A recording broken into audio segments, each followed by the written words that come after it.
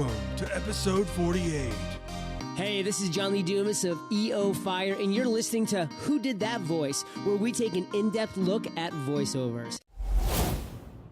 It's a new year, and if you're like me, you are already thinking about warmer weather and taking that getaway to that tropical or exotic destination. Maybe you plan to travel to Walt Disney World or Universal Studios. No matter what kind of trip you plan, 3D Travel Company is the company for you. Just visit 3dtravelcompany.com and let them know that Trenton sent you from Who Did That Voice. Or you can book on www.whodidthatvoice.co and click the Book Now button. For a limited time, Who Did That Voice listeners can receive a Disney gift card for qualifying Disney and Universal trips booked and traveled by the end of 2017. Book today and travel away. Welcome to Who Did That Voice, the show where we take an in-depth look at voiceover. And now, here's your host, Trenton Larkin. Hey everyone, and welcome back to the show. Today's special guest played Flint on the 1980s G.I. Joe. Yo, Joe! Johnny, catch! Oh no! Let's tell Mom it was Billy's mistake. You're making the mistake. Flint! Anyone can have an accident, but lying makes it worse. But Mom will be upset. She'll be even more upset if you lie. And how would you feel if Billy got punished? Face up to what you've done. Don't take the easy way out. We'll tell her we did it. Remember, it's better to tell the truth. And that's no lie. Now we know. And knowing is half the battle. And now, my service to you, Who Did That Voice? The podcast is next. Well, you all heard Flint. You know what's up next. Sit back, relax, and enjoy the show. Hello, everyone, and welcome to another episode of Who Did That Voice? Today on the show, we have Bill Ratner joining us. Bill, thanks so much for coming on the show today. Thanks, Trenton. Always love to talk about the voice, the human voice, the mysteries of the human voice. Absolutely. Well, Bill, speaking of the human voice, the very first thing we always like to do is just to get a little background on who our special guest is and how did you get into the voice acting industry? I'm the man who was born saying, Who Did That Voice? The podcast. And my mother said, honey, your voice just doesn't match your little 6-pound body. The truth is, when I was 5 years old, I was watching WHO-TV in Des Moines, Iowa after kindergarten. And for some reason, I noticed the fact that an unseen voice, who was obviously the station announcer, came on and said, this commercial message will be 60 seconds long. And then came like an Oldsmobile for 1953 and blah, blah, blah, blah, blah. And I watched the happy little family of four waving out the windows and so on. And at the end of it, I thought, wait a minute, 60 seconds, that's a minute. And I ran into the kitchen and confronted my mom. I said, Mom, I know what a minute is. And she said, oh, did you learn that in kindergarten? And I said, no, the guy on TV said. And she goes, oh, Railroad Bob, the host of the kiddie show? And I said, no, this man was invisible. And this is absolutely true story. I was about 5.5 years old. And it's probably because my dad was an advertising guy. So he had brought me to work and I'd seen recording studios and I'd seen, violin players and horn players come in and out and play on commercial music sessions. And the announcer from the local TV station coming in and saying, brought to you by Cadillac. And so I was perhaps more than the average bear cub. I was aware of how a commercial was put together and perhaps how a broadcast was done as much as I could be at age 5. But I remember that afternoon. It was a signature day in my life when I became aware of the voice. And after that, I began imitating voices and I would pick up, strange objects and pretend it was a walkie-talkie and is anyone listening? Is anyone listening? And I did that all the way through adolescence. And when I was 12, my friends John Waterhouse and Skipper Hastings and Bill Connors and John Barstow and I formed the Brotherhood of Radio Stations in Minneapolis, Minnesota.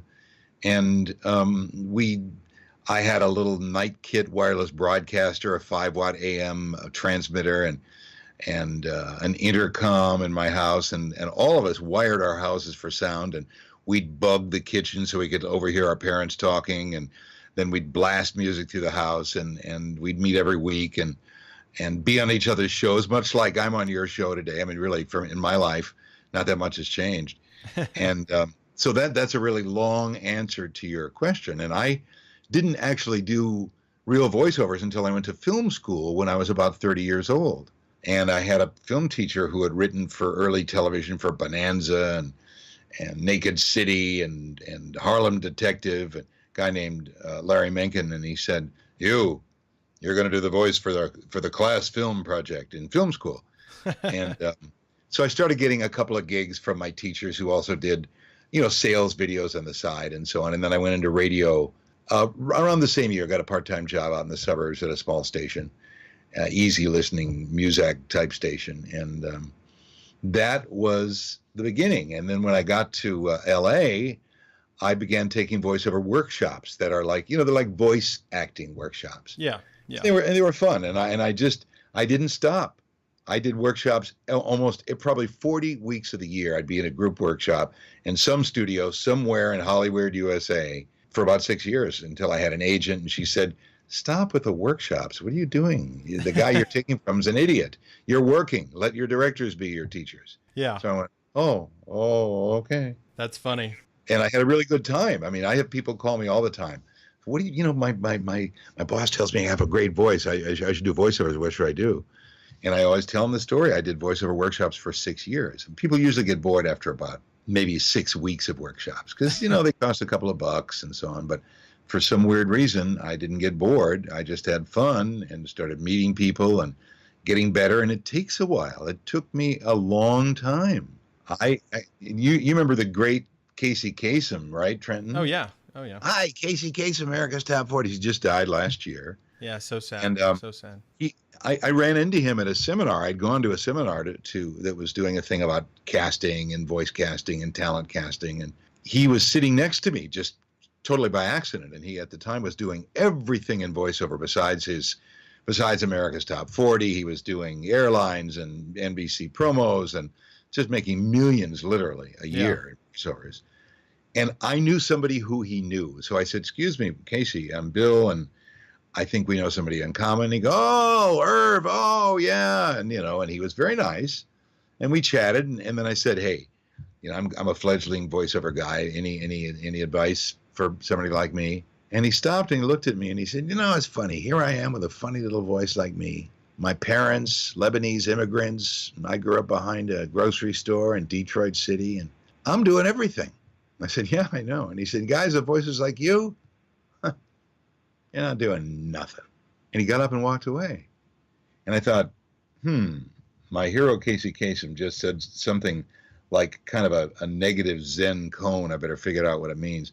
And what it meant was I have sort of a typical announcer's voice in a way. And he was very proud of the fact that he had kind of this unusual voice, but he was doing everything. And they were moving away from the typical announcer. They wanted it more actorly, Donald Sutherland on Volvo and so on like that. But so this is a really long-winded, almost never-ending answer to your question about how I got into voiceover. Well, I really appreciate it because you're giving us the backstory on who you are, which is fantastic. And that's what this show's all about. So yeah. But then when I moved to LA is when I did more radio and workshops and took a workshop from the great Michael Bell, who played Duke on G.I. Joe, and of course thousands of other voices, the Smurfs and everything else. Still works doing voiceovers. And he taught a wonderful workshop in animation voices. And then I tried out for G.I. Joe when Hasbro was translating their action figures into cartoon shows, Transformers and G.I. Joe, and got the role as Flint. All right, Lady J, you better get your battle gear on, or you're going to have to listen to another podcast of Who Did That Voice. Oh, but I'd rather listen to that podcast. Anyway, so that's how it all slowly but surely began. And then really just a couple years after that, and I was, 37, 38 years old. I quit radio and just have been doing voiceovers full time. ever since. And it changes, as I get older. I don't do play 20-year-olds anymore, but I do news stuff for everything from Bloomberg Radio to CNN to news affiliates around the country, and do comedic stuff for Squidbillies on Adult Swim, the Cartoon Network. And every day is a little different, but at least I work, and I'm extremely thankful. And in terms of stardom, that does not exist for a voiceover person. It did for the great Don LaFontaine, who died about 8 years ago. In a world where time stops, he did every movie trailer and every network promo. Well, Bill, you'd kind of touched on G.I. Joe, and that came out first in 1985, which was a show Hasbro was doing, and you did get to play Flint on the show. And what was it like working on that action-packed show with that great cast of people? Well, it was really fun, and we had no idea what we were getting into, because up to that time, G.I. Joe had been this 11.5-inch tall doll action figure, kind of, sort of like Barbie's military boyfriend. Yeah, yeah. And we didn't know that Hasbro planned a huge rollout of 3.5-inch Joe Team members, not just G.I. Joe the guy, but the Joe Team. Yeah. And at first, they did a huge casting session, and they cast, about 8 of us, Duke and Scarlet and Lady J and Flint and Cobra Commander and Destro and a few others, Storm Shadow and so on. And we did 5 episodes, and they called it a miniseries. We figured that would be it. And then they syndicated that miniseries of 5 episodes to TV stations around the country, and it was successful enough that the stations said to Hasbro, if you do a season of 13 episodes, we'll buy more. So they did. So we did 13 more. And then they wanted more. So we did 26 more. And then we did 13 more. And I think they ended up with about 52 shows in the can. Those ran once a week for probably 40 weeks of the year, something like that, or maybe half the year.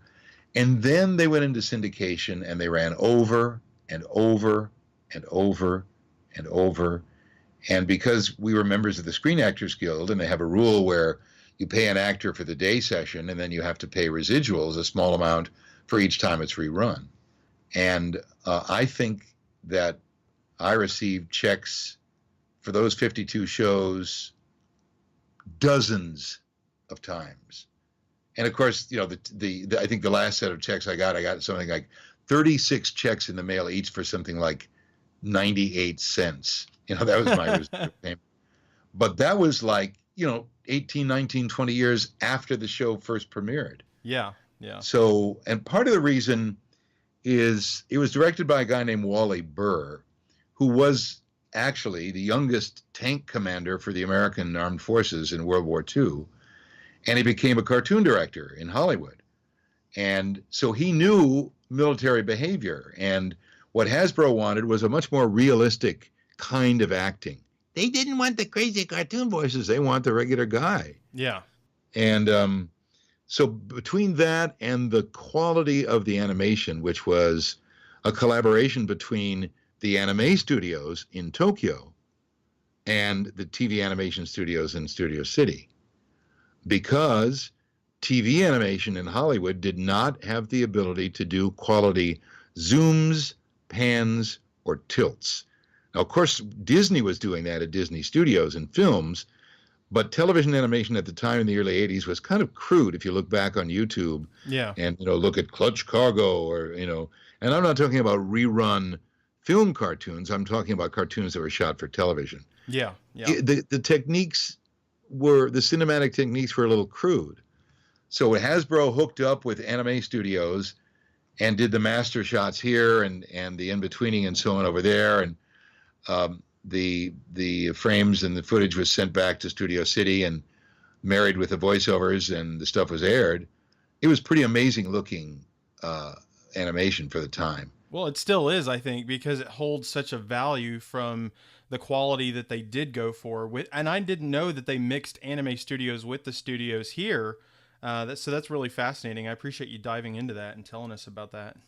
The weirdest thing that happened, I think, in the middle of the first season, we started in the fall and did an episode a week. The voiceover was always done first, and then the animation was done to the voice, so they could get a realistic sort of lip sync, literally. And we didn't know that they were sending some of the work to the anime studios until we were told that production was shut down before the holidays, before the Christmas and Thanksgiving holidays, because all of the animators and animation staff at Sunbow that was doing the animation got sick. They got the Asian flu from opening up a crate of celluloid frames of G.I. Joe that had been done in Tokyo and shipped over by airplane. And when the Studio City staff opened it up, they didn't realize that some of the animators in Tokyo were sick with the flu, and boom, literally. So the animators were sick for a week, 103-degree fevers and so on. And we said, well, I don't understand. What's that? What does Japanese animation have to do with our show? And somebody finally explained. Oh, wow. Well, I bet that was a shock to you guys because you didn't have that understanding of what was fully going on. But, what was it like working with Wally Burr, the youngest tank commander? Well, it was fun. I mean, and there were some people, like Michael Bell and others who did so much animation work. I didn't do that much. I did an occasional episode of Superman or something over at Hanna-Barbera, but not as much as a lot of the big pro voices did. And so they would start getting antsy after 90 minutes. And I remember asking one of the actors, well, what's going on? I got another session. I got 2 more shows to do today. What, here? No, I'm going to Hanna-Barbera. I'm going to Disney and Nickelodeon, blah, blah, blah. Wally Burr would take 4 hours because he wanted realistic actors, like a film director. Take 3, take 4. All right, come on. You're being attacked by an extraterrestrial dinosaur. Scream, bloody murder. You're being hurt. And stuff like that. Yeah. So these sessions, it was interesting because you were challenged not to be cartoony. And my character, was a realistic guy. I mean, I had to yell and I had to laugh and I had to, but it was a fairly naturalistic read. I certainly don't look like anybody who would be cast as a Flint type character in a live action movie, but apparently they thought I sounded like one. So it was a challenge. Wally was a great director, and he's actually still alive in his late 80s and has a little studio in Studio City, and you can Google him and see interviews of him on YouTube and so on. Wally Burr, B-U-R-R. Yeah. Great storyteller and a good director who did all the Transformers episodes, all the G.I. Joe episodes, and then proceeded to do, many, many more things over the years because the studios could rely on him to get a good performance out of every voice actor. But in order to do that, they had to keep his 4 hours. And a lot of the actors weren't used to it. They were used to doing 5-6 shows a day, hopping from studio to studio, 60 minutes here, 90 minutes there, recording the stuff wild so they didn't have to do dialogue. He said, we're doing dialogue here, folks. Shut up, quiet on the set. But the result of that, mixed with the really sort of futuristic animation, and good, quality, unusually good quality voice acting because of the directing, made for some pretty cool shows. Absolutely. And they definitely hold the test of time, especially like the G.I. Joe movie, when you were able to come back as Flint. And were you guys still doing G.I. Joe up until the movie that didn't fully actually release in theaters based on some stuff that was going on with Transformers movie?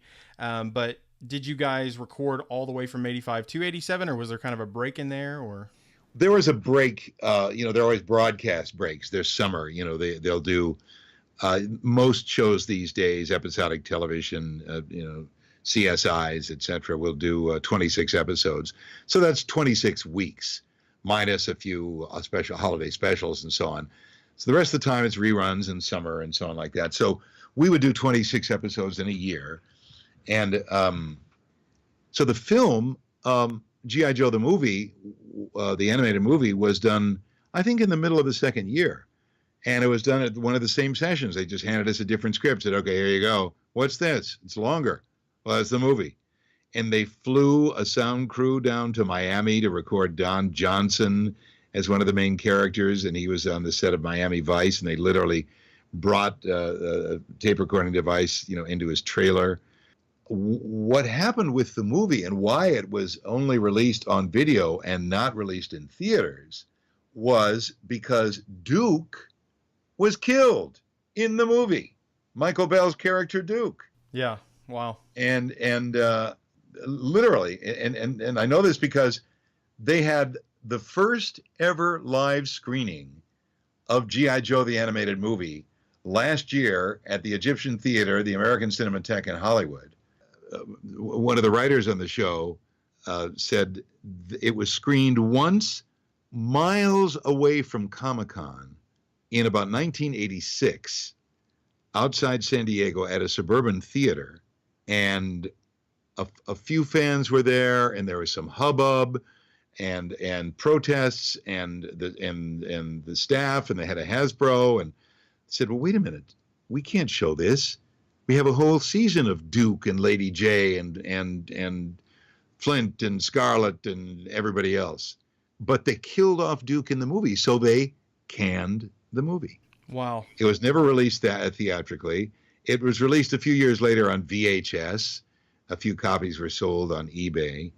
And so they showed this amazing, crazy thing along with Transformers movie at a special screening just last year in Hollywood, and we all went, and it was a great crowd, but it was an odd editorial decision to kill off one of the main characters in the middle of the season where he was alive and well.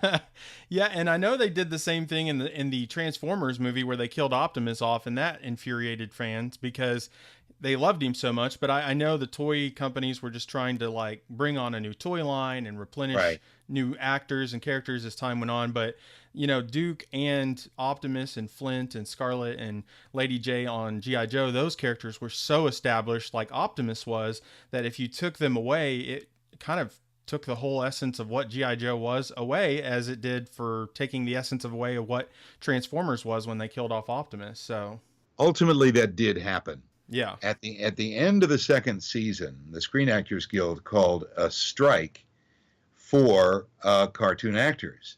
And we said, wait a minute, why are we striking?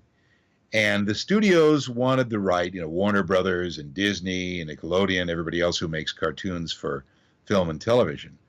They suddenly wanted the right to use an individual actor for more than just 3 different voices. The rule was you can have an actor do the voice of Flint, and in the same session you can ask him to do a voice of the security guard. Yeah, hold on, sir, just a minute. And you can have him do the voice of the French chef in an incidental scene. But yes, my captain, you would like the pancake for breakfast. But that was it. That was all they were allowed to do. And when it came to negotiation of the contracts, which expire every 3 years, as they do in any industry, whether it's auto workers or coal miners or actors, whatever, our contract was up. And one of the sticking points on the negotiation table between the union and all the studios was the studio said, you know what? We want to be able to use a versatile voice actor for as many voices as we can get him for, and just pay him the same amount of money. Wow. And the union said, no, if you want to use extra voices, you got to pay him a little extra. Yeah. And they said no. And we said yes. And they said no. And we said yes. And also there was an issue of when you get an actor in a studio and you have them do 25 voices, the voice starts to wear out. And actors, in that situation can injure their voices and suddenly they can't work. So that's why they have rules about dancing, and they have rules about, stunt people and actors and so on like that. And Deke, who was the distributor for Hasbro of G.I. Joe and Transformers, said, if you guys go on strike, we're moving G.I. Joe to Canada. And we said, you can't do that. And they said, yes, we can. And we went on strike for about a week. Our sessions were canceled, and I was never called for another G.I. Joe session again.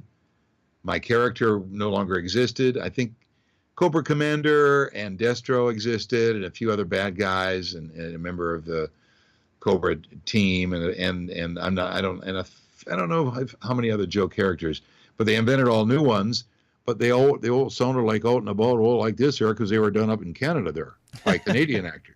Well, I always wondered why G.I. Joe changed. I never understood that as a kid because it was like a complete shift. So total shift, almost all Canadian actors, and the show didn't even last another year. That was the end of it. Wow. So that was the end. We were silenced by an angry employer who said, if you guys walk the streets and tell us we're jerks, we're leaving the country. Wow. And that's what happened. Well, that's really sad because it ultimately did, I think, kill the franchise because, like you said, it didn't even last that much longer after they moved it and tried to reinitialize it, in essence, kind of to carry on that legacy with a whole new cast for the most part. So right, but in the meantime, Hasbro stock quintupled in value from the day of the first release of the new action figures of the Joe team and the broadcast of the episodes of the show to about 2 years later. If you'd put $1,000, in fact, on the first day of recording, a young associate producer was passing out the scripts, and she said, I have two announcements. One is, I can only tell you just a little bit, but I'm not supposed to give you any details, but you are advised to buy Hasbro stock. And we thought, it's a true story. And I thought, we looked at ourselves, what are they trying to boost the stock price by having a couple of lousy voice actors buy their stock? If they had told us more, it would have been insider trading because they knew they are about to do the biggest rollout of action figures in the history of the toy business. Yeah. And I put $1,000 down and bought Hasbro common stock in the fall of 1983. By 1986, that would have been worth about $5-6 grand. Wow. So, and the other thing she told us was, oh, I'm supposed to tell you nobody dies in G.I. Joe. And I said, what are you talking about? It's a war cartoon. Well, parents groups have gotten wind of it, and they don't want their kids to watch people dying on screen. So if ever a bad guy has to go, he's in his action flying figure, and he is blown out of the sky, and parachutes out over the horizon, and that's the end of it. So yeah. no literal blood and guts on screen in G.I. Joe. Well, it was a very unique show because of that aspect, even though it was kind of from those focus groups and parent groups that were kind of anti-death on screen. I think it gave it that classic tone that people love now because it is just so unique from anything else out there. Yeah. Well, you know, one of the other things I was curious about was, did you get a chance to really know Chris Latta when working on G.I. Joe?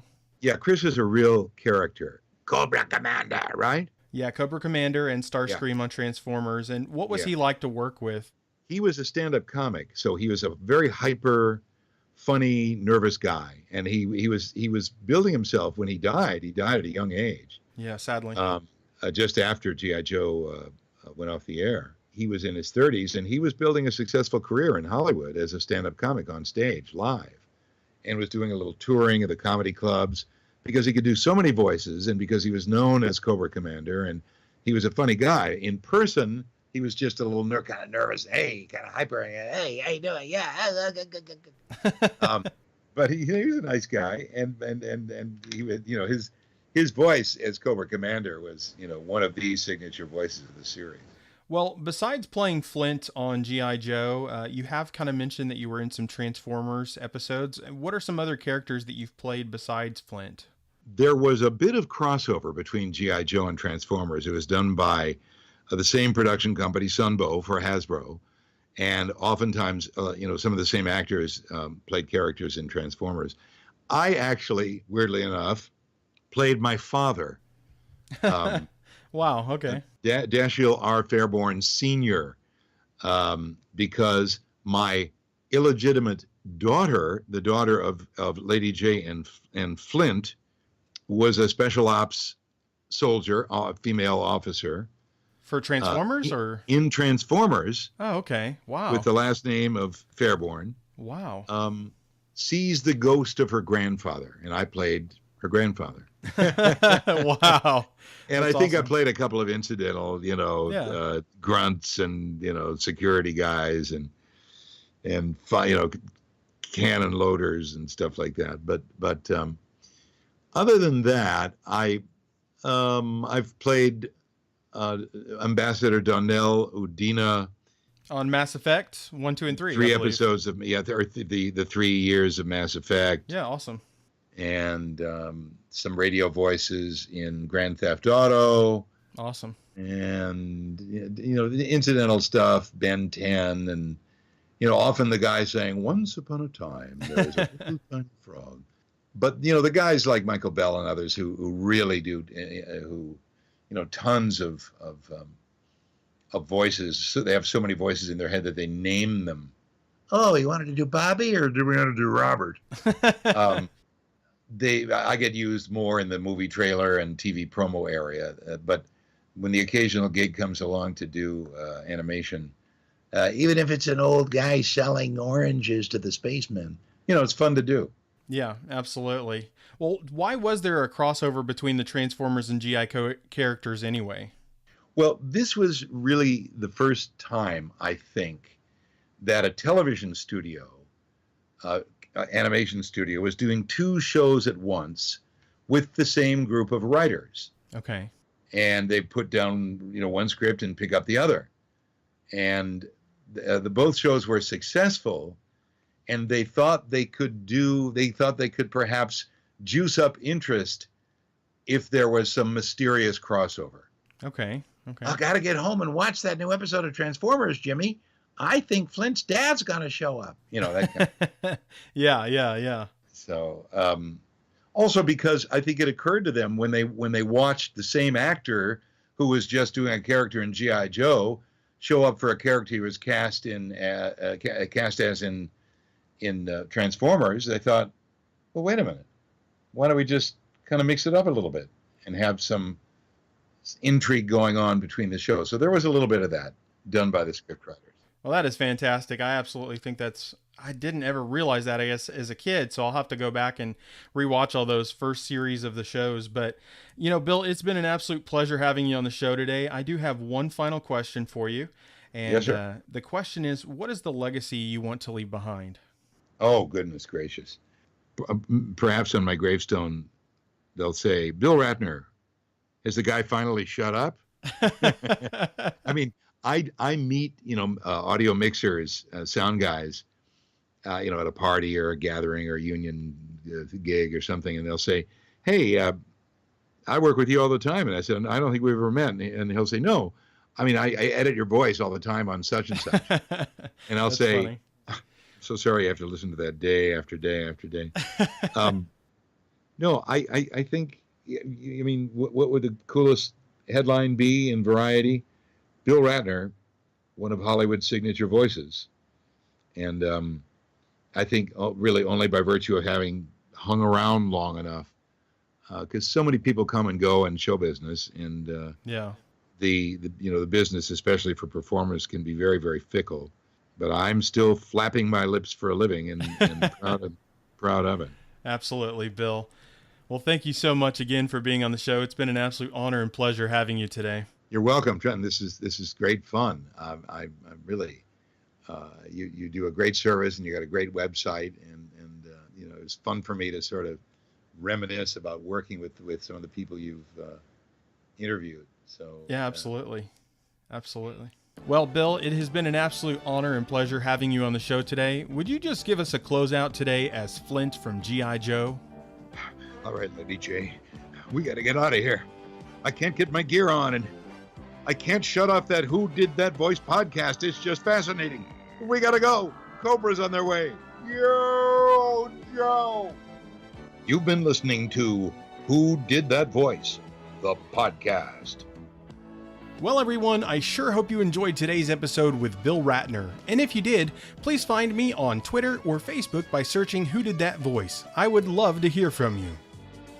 You know, a question you might ask yourself is, where can I listen to Who Did That Voice? That's an excellent question. You can hear us on iTunes, Stitcher Radio, TuneIn Radio, YouTube, and our website at www.whodidthatvoice.co. Click the Episodes tab and listen away.